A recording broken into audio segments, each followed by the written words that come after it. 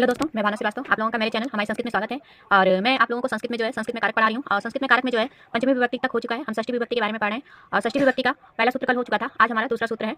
तो चलिए इसके बारे में जानते हैं। वीडियो को पूरा देखिए, तभी आप लोगों को समझ में आएगा कि इसमें से कितने सारे इंपॉर्टेंट फैक्ट हमको मिले हैं। साथ ही साथ ये भी जानेंगे कि इसका प्रयोग कहाँ होता है और परीक्षा में इसका किस तरह प्रश्न बन के आता है, ये भी जानेंगे। तो चलिए आज की वीडियो शुरू करते हैं। और वीडियो को शुरू करने से पहले आप लोग मेरे चैनल को सब्सक्राइब कर लीजिए, ताकि जो भी मैं वीडियो डालूँ वो आप तक पहुंच सके। और मैंने प्लेलिस्ट बना के भी डाल रखी है, संस्कृत वर्णमाला, संज्ञा प्रकरण और संस्कृत में कारक। आप लोगों को जो देखना है वो देख लीजिएगा, चैनल को सर्च करके और सब्सक्राइब कर लेंगे तो और अच्छी बात है, कि आपको ढूंढना नहीं पड़ेगा, आपको ऑटोमेटिक मिल जाएगा सारी चीज़ें। तो चलिए जानते हैं, इस वीडियो को शुरू करते हैं। तो आज की इस वीडियो में हम षष्ठी विभक्ति का दूसरा महत्वपूर्ण सूत्र जानेंगे। षष्ठी विभक्ति का दूसरा महत्वपूर्ण सूत्र है षष्ठी हेतु प्रयोगे। सूत्र तो बहुत है, लेकिन मैं जो मोस्ट इंपॉर्टेंट सूत्र हैं उन्हीं को लेकर चल रही हूँ, ताकि परीक्षा में जब कोई भी बच्चा उसे जल्दी से रिवीजन कर ले देख के।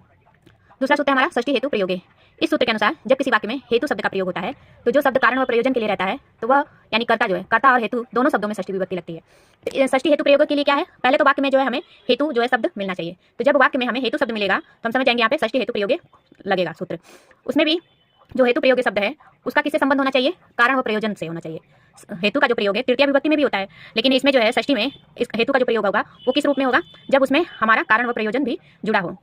तो दोनों षष्ठी हेतु प्रयोग में ये भी ध्यान रखना है कि जो वाक्य होगा उसमें जो कर्ता होगा, कारण व प्रयोजन, दोनों में हमें षष्ठी लगानी है। एक शब्द में षष्ठी नहीं लगानी है, दोनों में लगानी है। तो इसको उदाहरण से समझते हैं। जैसे हमारा उदाहरण है अन्न से हेतु वस्ति। तो अन्न के लिए या अन्य हेतु रहता है। जैसे कोई बालक है, चाहे कोई भी है, तो जहाँ उसे अन्न नहीं मिल रहा है तो वो अन्न के लिए जो कहीं पर रह रहा है तो अन्न के लिए रह रहा है, बिना प्रयोजन के लिए नहीं रह रहा है। उसका प्रयोजन क्या है, उसका कारण क्या है, अनाज पाना। अनाज को पाने के लिए वो रह रहा है, यानी अन्न हेतु वो रहता है। दूसरा उदाहरण हमारा है अध्ययनस्य हेतु काश्यम तिष्ठि। अध्ययन के हेतु काशी में रहता है या रुकता है। तो किसके कारण क्या है, यहाँ अध्ययन है। यदि काशी में क्यों रह रहा है, अध्ययन के लिए रह रहा है। उसका प्रयोजन क्या है, अध्ययन है। तो अध्ययन में भी षष्ठी विभक्ति लगा है और हेतु शब्द में भी हमारा षष्ठी विभक्ति लगा है। तो षष्ठी हेतु प्रयोग जो है वाक्य, सबसे पहले तो पहचान है कि वाक्य में जो हमें हेतु शब्द मिलेगा।